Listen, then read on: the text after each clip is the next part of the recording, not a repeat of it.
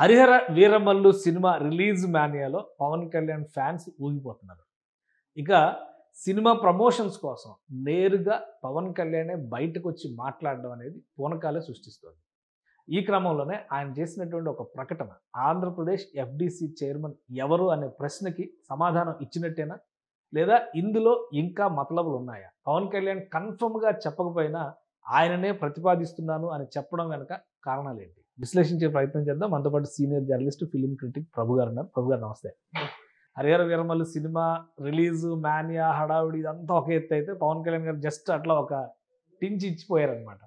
FDC చైర్మన్గా నేను ప్రతిపాదిస్తున్నాను, ఈయనే ఎఫ్డిసి చైర్మన్. ఎందుకంటే మెగా సూర్య ప్రొడక్షన్స్ పేరుతో ఆయన తీసిన సినిమాలు, మెగా సూర్య మూవీస్కి సంబంధించి దేశవ్యాప్తంగా ఉన్నటువంటి రిలేషన్స్ ఇవన్నీ ఆంధ్రప్రదేశ్లో ఇండస్ట్రీ రావడానికి ఒక ఆలంబన అవుతాయని పవన్ కళ్యాణ్ గారు అంటున్నారు. ఆయన ఒక డిప్యూటీ సీఎంగా చెప్పారా, సినిమా హీరోగా చెప్పారు, ఇవన్నీ పక్కన పెడితే ఏపీలో సినిమా ఇండస్ట్రీ అనే చర్చకు మళ్ళీ ఒకసారి ఆయన నాంది పలికినట్టుగా అవుతుందా? ఏంటి ఈ పొజిషన్ ఇంపార్టెన్స్ ఏంటి? ఏం రత్నం గారు దానికి న్యాయం చేస్తారా? రత్నం గారు న్యాయం చేస్తారు అనేటువంటిది మాట్లాడదాం. ఎంతవరకు ఆయన న్యాయం చేస్తారు అనేటువంటి విషయం మనం మాట్లాడదాం. అయితే నిన్న సినీ రాజకీయ వర్గాలు మొత్తం ఒక్కసారిగా ఉలిక్కిపడినటువంటి ప్రకటన అది. పవన్ కళ్యాణ్ గారు సినిమా ప్రమోషన్స్ లో సినిమాకు సంబంధించిన ప్రెస్ మీట్, ఒక సినిమా ప్రెస్ మీట్ లో పవన్ కళ్యాణ్ గారు పార్టిసిపేట్ చేయడం అన్నదే ఇంతవరకు చాలా అరుదు. ఎప్పుడో నాకు గుర్తున్నంత వరకు జానీ సినిమాకి ఒక ఓపెన్ ప్రెస్ మీట్లు అప్పుడు మాత్రం నేను ఒక ఓపెన్ ప్రెస్ మీట్ లో తను చూడటం జరిగింది తప్ప తర్వాత ఎక్కడ లేదు. అలాంటిది first time after long letter. ఎన్ని సినిమాలు వచ్చినాయి, ఎన్ని పోయినాయి, గబ్బర్ సింగ్లు వచ్చిపోయినాయి, అత్తారింటి కదా అనేది హిట్లు అయినా కూడా హిట్కు ముందు మాట్లాడలా, హిట్ తర్వాత మాట్లాడలా, సినిమాల సక్సెస్ లో మాట్లాడలా, ఫెయిల్యూర్ లోనూ మాట్లాడలేదు. అలాంటిది ఈ రోజున ఫస్ట్ టైం నిన్న Harihara Veeramallu press meet evening already pre release event పెట్టుకొని ప్రత్యేకంగా ప్రెస్ మీట్ పెట్టారు. దానికి ముందే ఒక ప్రెస్ మీట్ పెడతాం అనేటువంటిది షాకింగ్ సర్ప్రైజ్. అది అయిపోయిన తర్వాత దాంట్లో ఈ ప్రస్తావన తీసుకొచ్చి మాట్లాడటం ఇంకొక షాకింగ్ సర్ప్రైజ్. ఎఫ్డిసి చైర్మన్ పదవి అంటే ఇది చాలా కాలంగా జరుగుతుంది. ఈయన పవన్ కళ్యాణ్ గారు నిన్న చెప్పినట్టు కాదు అది. ఆయన అదే ఫిల్మ్ డెవలప్మెంట్ కార్పొరేషన్ ఎప్పుడైతే తెలంగాణలో దిల్ రాజు గారికి ఇచ్చారో, ఏపీలో ఎవరికి ఇస్తారు అనే చర్చ వచ్చినాక బాగా జరిగింది. చాలా పేర్లు కూడా వినపడ్డాయి. ఈ మధ్య ఒక 2-3 నెలల నుంచి ఏం రత్నం గారి పేరు కూడా వినిపిస్తుంది. అదేదో డైరెక్ట్ హార్స్ మౌత్ అంటారు కదా, మరి పవన్ కళ్యాణ్ గారు నేనే ప్రతిపాదించాను, పవన్ కళ్యాణ్ గారు ప్రతిపాదిస్తే వ్యతిరేకించడం కానీ వద్దనడం కానీ జరుగుతుందా? సో అది సందేహం ఇక్కడ. అంటే అక్కడ దాంట్లో ఒక క్వశ్చన్ కూడా తను ఉపయోగించుకున్నారు. కావచ్చు, నేను ప్రతిపాదించాను, ఏమో రేపటిలోన అవ్వచ్చు కాకపోవచ్చు, బట్ నేనైతే ప్రతిపాదించాను, ఇట్ ఈస్ మై ప్రపోజల్ అనేటువంటి విషయాన్ని సుస్పష్టంగా ఆయన చెప్పారు. అంటే తన ప్రపోజల్కి ఒక విలువ, ఒక ఇది వాల్యూ ఉంటుంటుంది. కూటమి ప్రభుత్వంలో ఆయన మాటకి కానీ ఆయన దీనికి కానీ ఒక విలువ ఉంటుంది కాబట్టి ఆ ఇదిలో ఆయన ప్రతిపాదించారు, ఓపెన్గా చెప్పారు. అంటే మిగతా వాళ్ళది అయితే మూసిన గుప్పిట్లాగా ఉంది. చాలా ప్రపోజల్స్ ఉన్నాయి. ఆయన కేఎస్ రామారావు గారి పేరు ప్రతిపాదనలో ఉంది. అట్లాగే కాట్రగడ్డ ప్రసాద్ గారు ఆయన అప్లై చేసుకుని ఉన్నారు. తర్వాత ఇంకిద్దరు ముగ్గురు పేర్లు కూడా మురళీమోహన్ గారిది అనుకుంటున్నారు, కానీ ఆయన నాగబాబు గారి పేరు కూడా వచ్చింది. నాగబాబు గారి పేరు కూడా ఇవన్నీ వచ్చినాయి అన్నమాట. కానీ ఒక కాంక్రీట్ ప్రతిపాదనగా ఓపెన్ అయింది మాత్రం ఈయన ప్రతిపాదన. పవన్ కళ్యాణ్ గారు డేర్గా పబ్లిక్ లో ఆయన పేరు నేను ప్రతిపాదించాను, నా అభ్యర్థి అనే ఒక ప్రకటన చేశారంటే ఓ విధంగా ఒత్తిడి పెరిగినట్టేనా ప్రభుత్వం పైన? చంద్రబాబు నాయుడు గారు అంటే దీన్ని పరిగణించాల్సిన, ఇది ఇప్పటిదాకా ఒక ఆబ్లిగేషన్ క్రియేట్ అయినట్టు, ఒక ఆబ్లిగేషన్, ఒక గట్టి ఇది క్రియేట్ అయినట్టే కదా, డెఫినెట్ గా ఓపెన్ అయినట్టే కదా. ఓపెన్ అయినప్పుడు దాన్ని ఇప్పటిదాకా ఏంటి పరిశీలనలో ఉన్నాయి, ఇప్పుడు పరిగణలోకి తీసుకోవాల్సిన అవసరం ఉంది. పరిశీలన వేరు, పరిగణన వేరు. Consideration is different from examining the things. ఇప్పుడు కరెక్ట్ గా కన్సిడరేషన్ లోకి తీసుకోవాల్సిన అవసరం ఏర్పడింది. దాని మీద మరి ముఖ్యమంత్రి చంద్రబాబు నాయుడు గారు ఎలా రియాక్ట్ అవుతారు, ఎలా ఏది ఏమైనా ఈ రోజున అనుభవం రీత్యా ఎవరికి ఎవరు తీసిపోయిన కాదు, అనుభవం రీత్యా కానీ చిత్ర పరిశ్రమతో ఉన్న అనుబంధం దృష్ట్యా కానీ. అంటే ఒకటి ఇప్పుడు మీరు ఇక్కడ క్లారిటీ ఇవ్వాల్సింది ఏంటంటే, పవన్ కళ్యాణ్ గారు ఓపెన్ గా నేను ఎన్ని ప్రతిపాదిస్తున్నాను అని చెప్పిన తర్వాత అక్కడ వ్యతిరేకించేటువంటి పర్సంటేజ్ కొంత తగ్గిపోయే అవకాశం ఉంటుంది. రెండవది, ఏం రత్నం గారిని వ్యతిరేకించేటువంటి వ్యక్తులు, శక్తులు ఎవరైనా ఉన్నారా ఇండస్ట్రీలో? ఇండస్ట్రీ ఎవరి పాలిటిక్స్ చాలా ఉంటాయి కదా. ప్రతిపాదనకి ఇప్పుడు ఒక వ్యక్తిని ప్రతిపాదించినప్పుడు దాన్ని సపోర్ట్ చేసే వాళ్ళు ఉంటారు, దాన్ని అపోజ్ చేసే వాళ్ళు ఉంటారు. అవును. అలాగే ఇక్కడ కూడా ఉన్నారు. ఇప్పుడు ఎందుకంటే ఈయన మీద మొన్న మధ్యగా జరిగినట్టు ఒక చిన్న చర్చా కార్యక్రమంలో ఈయన ఆంధ్రప్రదేశ్‌లో ఒక చిన్న film chamber of commerce, AP film chamber of commerce అనేటువంటిది ఒకటి అవును, ఒక సంస్థ పెట్టింది. A film chamber of commerce అనేది ఎవరైనా పెట్టుకోవచ్చు. ఆ దుకాణం ఎవరైనా స్టార్ట్ చేసుకోవచ్చు. ఇప్పుడు కూడా ఇక్కడ కూడా Telangana film chamber of commerce commerce ఉంది. ఇంకా ప్రైవేట్ వ్యక్తుల పేర్ల మీద కూడా ఫిల్మ్ ఛాంబర్ ఆఫ్ కామర్స్ అనేవి ఉంటాయి. అయితే దాంట్లో దానికి అధ్యక్షుడిగా ఈయన ఉన్నారు. దానికి AP film chamber of commerce అధ్యక్షుడిగా ఆయన ఉన్నారనమాట. అది రికగ్నిషన్ ఉన్నటువంటి సంస్థ కాదు. ఇప్పుడు ఇక్కడ ఉన్నటువంటి ఒక విధంగా తెలుగు చలనచిత్ర వాణిజ్య మండలి అనేటువంటిది దానికి వేరు కుంపట అన్నట్టు, ఇది వేరు కుంపటి. అలాంటిది పోయి ఒక వేరు కుంపటి అనేటువంటి తెలుగు చలనచిత్ర వాణిజ్య మండలి అనేది ఒక విస్తృత స్థాయిలో ఉండి ఇన్ని సంవత్సరాలుగా అన్ని రాష్ట్రాల్లో కూడా శాఖలు కలిగి అన్ని జిల్లాల్లో కూడాను విస్తృతమైనటువంటి నెట్వర్క్ కలిగినటువంటిది ఉండగా ఒక వేరు కుంపట్లోకి వెళ్ళిపోయి ఈయన దాంట్లో అధ్యక్షుడిగా ఉన్నారు. కాబట్టి ఈయన అందరినీ కలుపుకోపోలేరు అనేటువంటి ఒక వాదన ఒకటి వినిపించారు. అంటే అది రీజనబుల్ వాదన కింద మరి చూడాలి. అది వాదన వినిపించారు. అనిపిస్తే దానికి ఈయన చెప్పేటువంటి ఇదేమిటంటే, అది నాకు సంబంధం వద్దు మర్రో అనే కొద్ది వాళ్ళు పెట్టుకున్నారు.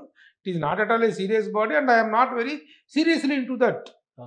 నేను అంత సీరియస్గా ఏం లేదు, నేనండి సీనియర్ ప్రొడ్యూసర్ కాబట్టి మీ పేరు పెట్టుకుంటా అంటే అన్నారు. కానీ నేనేదో మదర్ బాడీ నుంచి వేరు వెళ్ళిపోయి నేను ఇది పెట్టుకోలేదు ఇది అని నేను మొన్న చేసిన ఇంటర్వ్యూలో ఆయన వివరణ ఇచ్చారు. Telugu film chamber of commerce లో ఆయన కొనసాగుతున్నారు.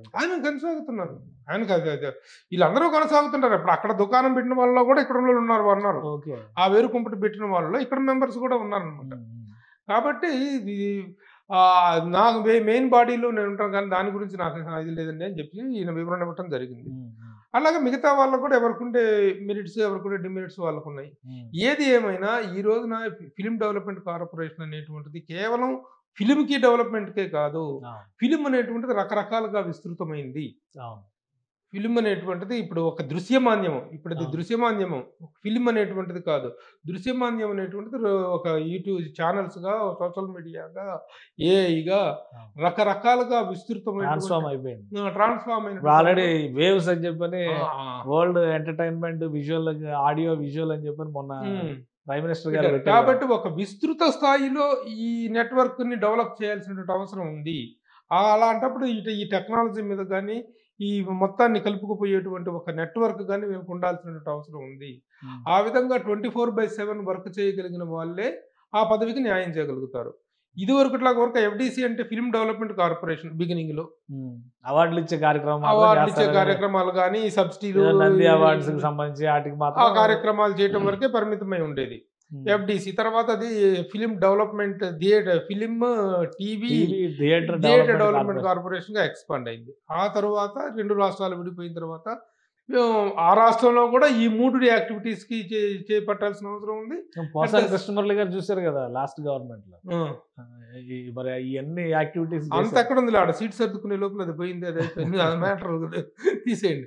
అది ఎందుకు అదే అలాంటి అలంకారప్రాయమైన పదవులు కాకూడదు, రాజకీయ పునరావాస కేంద్రం కానీ అంటే ఇప్పుడు మీరు చెప్పిన యాంగిల్స్ అన్ని చూస్తే మరి ఏం రత్నం గారు అంత పర్స్పెక్టివ్స్ లో అన్ని పర్స్పెక్టివ్స్ లో పనిచేసే సామర్థ్యం ఉన్నటువంటి వ్యక్తిగా అంగీకరించవచ్చా? 100% అంగీకరించు. ఎట్లాగంటే అంటే ఆ క్వాలిఫికేషన్స్ ఉన్నాయండి ఆయనకి. కానీ అందరికి ఇప్పుడు దాంట్లో వినిపించిన పేర్లు ఉన్న వాళ్ళందరూ కేసీ రామారావు గారు తక్కువ వల్ల, కటకటి ప్రసాద్ గారు తక్కువ వల్ల, ఏం రత్నం గారు తక్కువ వల్ల, ఒక చిన్న మేకప్ గా కెరీర్ స్టార్ట్ చేసి ఒక రీజనల్ సినిమాని నేషనల్ స్థాయికి తీసుకెళ్ళినటువంటి పాన్ ఇండియా స్థాయికి తీసుకెళ్ళినటువంటి వ్యక్తి ఆయన. ప్రొడ్యూసర్, దర్శకుడుగా పెద్దరికం లాంటి ఒక అద్భుతమైన చిత్రాన్ని తీసినటువంటి వ్యక్తి. సో ఇట్స్ నాట్ క్వాలిటీస్ పరంగా, క్వాలిఫికేషన్స్ పరంగా, ఎక్స్పీరియన్స్ పరంగా ఎవరికి ఎలాంటి తక్కువ లేదు. But who can spare time, ఎవరు దానికి అంకిత భావంతో చేయగలుగుతారు అనేటువంటిది పరిగణలోకి తీసుకోవాల్సిన అవసరం ఉంది. ఆ పరిగణలోకి తీసుకొని ఇప్పుడు ఈయన ప్రతిపాదించారు. ఆ ప్రతిపాదనని మీరు చెప్పిన దాని ప్రకారం నాకు ఆ ఒక్క తప్పు చేయకపోయి ఉంటే AP film chamber of commerce అనేటువంటి ఒక విభాగానికి ఆయన పేరు వేయకపోయి ఉంటే ఇంకా ఛాన్సెస్ పెరుగుండే అనిపిస్తుందా? అలాంటిది ఏమైనా ఉందా? అలాంటిదే ఇక్కడ ప్రొజెక్ట్ అవుతుంది. ఓకే, ఆయన మెయిన్ బాడీలో నుంచి వెళ్ళిపోయి వేరే దాంట్లోకి వేరు కుంపట్లోకి వెళ్ళిపోయాడు. అది కాబట్టి అదొక అనర్హత అనే విషయాన్ని మిగతా వాళ్ళు పాయింట్అవుట్ చేస్తున్నారు. అది అధిగమించాల్సిన అవసరం ఉంటుంది. అది అధిగమించాల్సిన అవసరం ఉంది. ఇవన్నీ పరిగణలోకి తీసుకున్న తర్వాత ఇంకోటి కూడా ఏంటంటే కందుల దుర్గేష్ గారికి ఎట్లాగో జనసేన పార్టీ నుంచి సినిమాటోగ్రఫీ ఇచ్చారు కాబట్టి ఎఫ్డీసీ అనేటువంటిది తెలుగుదేశం వర్గం వాళ్ళకి ఇవ్వాలి అనేటువంటి ఒక వాదన కూడా ఎవరున్నారు తెలుగుదేశం బాలకృష్ణ గారిని పెడతారా FDC chairman? Balakrishna is too big. Balakrishna గారు కదా ఆయన స్థాయిది కాదు అది. ఇంకెవరైనా ఉన్నారా ప్రాబబుల్స్ తెలుగుదేశం పార్టీ? చెప్పారు కదా కొన్ని పేర్లు ఉన్నాయని చెప్పి. ఇప్పుడు వాళ్ళందరూ తెలుగుదేశం అనుబంధ నాయకుల కింద చూడాలా? అంటే కేఎస్ రామారావు గారు కానీ తెలుగుదేశం ప్రిఫరెన్స్ కింద చూడాలా? వాళ్ళ దాంట్లో తెలుగుదేశం పార్టీ పరంగా చూస్తారా, లేకపోతే ఇండస్ట్రీలో అనుభవాన్ని కన్సిడరేషన్ తీసుకుంటారు అనేటువంటిది కూడా వెయిట్. భావజాలం ప్రకారం తెలుగుదేశం వాళ్ళే. కాటగడ ప్రసాద్ గారు అంటే ఎన్టీ రామారావు గారి వీరాభిమాని. అలాగే కేఎస్ రామారావు గారు చంద్రబాబు నాయుడు గారితో చాలా సన్నిహితమైనటువంటి ఇది కలిగినటువంటి వ్యక్తి. మొదటి నుంచి డిఫరెంట్ ఫిలిమ్స్ తీసినటువంటి వ్యక్తి. ప్రతి ఒక్కరికి కూడా ఈ సినిమా ఇండస్ట్రీలో తెలుగుదేశం పార్టీ తోటి ఒక జర్నీ ఉంది. కాబట్టి అది పార్టీ పరంగా ఇస్తారా, ఇండస్ట్రీ పరంగా జరుగుతుంది అనేటువంటిది తీసేసి. అయితే ఏం రత్నం గారికి ఫిలిం ఛాంబర్ ఆఫ్ కామర్స్ విభాగానికి అధ్యక్షత వహించడం ఒకటి అనర్హత అవ్వచ్చు. రెండోది జనసేన లేదా పవన్ కళ్యాణ్ గారి ప్రొడ్యూసర్ అనేటువంటి ఇమేజ్ ఏమైనా ఉందా మళ్ళీ ఆయనకి? అదేం కాదు. ఈయన చేసిన ప్రపోజల్లో కేవలం ప్యూర్గా ఒక హార్డ్ వర్కింగ్ ప్రొడ్యూసర్, ఒక మంచి ఇది తీసినటువంటి వ్యక్తి, ఇన్ని సంవత్సరాల అనుభవం ఉన్నవాడు అనేటువంటి కన్సిడరేషను ఆయనకున్న ఆయనకు అర్హత అనర్హత ఏం లేదు కదా. అర్హతల సంగతి పక్కన పెడితే అనర్హత ఏం లేదు. మంచివాడు. నిజంగా ఈ సినిమా విషయంలో అతను పడిన కష్టం కానీ మామూలు విషయం కాదు. కొన్ని సందర్భాల్లో ఒక ప్రెస్ మీట్లో ఒక జర్నలిస్ట్ అడిగిన ప్రశ్న కళ్ళమట నీళ్లు పెట్టుకున్నారు ఆయన పడిన కష్టానికి. ఎందుకంటే 5 సంవత్సరాలుగా పడిన నరకయాతన మామూలు నరకయాతన పడల. దానికి ఎవరు కారకులు కారు. 2 కోవిడ్లు, పవన్ కళ్యాణ్ గారు రాజకీయ ప్రస్థానం. ఈ కారణంగా నలిగిపోయినటువంటి నిర్మాతని నిలబెట్టుకోవాలి, ఆయనకు ఊరటనివ్వాలి, ఆయన్ని చేయాలి, రెజ్యువేట్ చేయాలి అనేటువంటి దీంతోనే నిన్న ఆ ప్రెస్ మీట్ జరిగిందనేటువంటిది మాత్రం స్పష్టంగా అర్థమవుతుంది. థ్యాంక్ యూ ప్రభు గారు విశ్లేషణ అందించినందుకు. ఇది ఆంధ్రప్రదేశ్ ఎఫ్డీసీకి సంబంధించి చైర్మన్ పోస్ట్ ఎవరికి ఇస్తారనేది ప్రస్తుతానికి సస్పెన్స్గానే కనిపిస్తుంది. కానీ పవన్ కళ్యాణ్ గారు ప్రతిపాదించినటువంటి బలమైన పేరు ఏఎం రత్నం పేరు. అయితే ఆయనకి ఒకే ఒక్క అంశంలో ఒక వ్యతిరేకమైనటువంటి ప్రతికూలమైనటువంటి వాతావరణం ఉంది. AP film chamber of commerce అనేటువంటి ప్రతిపాదనకి మద్దతు పలకడం లేదా ఆ విభాగానికి అధ్యక్షత వహించేటువంటి నిర్ణయం తీసుకోవడమే ఇప్పుడు ఒక అనర్హతగా మలిచేటువంటి ప్రయత్నం జరుగుతుంది.